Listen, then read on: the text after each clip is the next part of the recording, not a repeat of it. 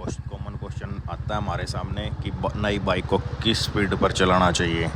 तो भाइयों, जो नई बाइक होती है उसको कम से कम 1000 किलोमीटर तक या फिर उसकी पहली सर्विस होने तक बिल्कुल अपने नॉर्मल स्पीड पे चलाना है। 40, 50, 60 इससे ज़्यादा भी नहीं चलाना है, क्योंकि जो 1000 किलोमीटर तक का सफ़र होता है उसमें गाड़ी की लैंग्वेज में उसको हम या तो ब्रेक इन पीरियड या रन इन पीरियड बोलते हैं।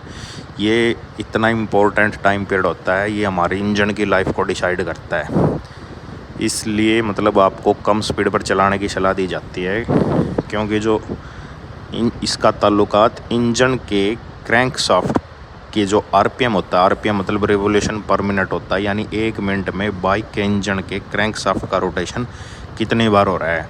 इसलिए अगर कम स्पीड होगी तो क्रैंकशाफ्ट को रोटेशन में कंट्रोल में रखेगी, क्योंकि जो इंजन मैन्युफैक्चरिंग होता है वो सीधा हमारे पास आता है, उसको बहुत ही मतलब कम किलोमीटर तक टेस्ट करने के बाद सीधा हमारे पास भेज दिया जाता है। और जो ये रन इन पीरियड होता है, इसमें इंजन के अंदर कुछ इम्प्योरिटियाँ होती हैं।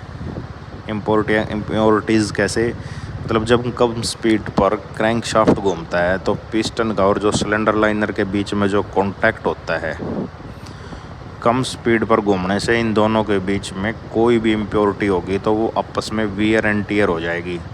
लगातार कम स्पीड पर चलाने से सभी पार्ट का जो इंजन के पार्ट होते हैं उनका आपस में मतलब सिंक्रोनाइज तालमेल अच्छा बैठ जाता है। तो इससे हमारे इंजन की लाइफ बढ़ती है।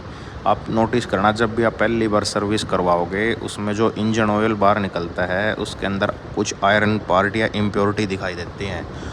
वो यही चीज़ होती है, जो पार्ट आपस में फ्रिक्शन से टूटते हैं ना, अगर हम ज़्यादा तेज़ घुमाएंगे तो उनके अंदर ज़्यादा डैमेज होने के चांस ज़्यादा होते हैं। तो इसलिए भाई कम स्पीड पे चलाना, नई बाइक कोई भी हो।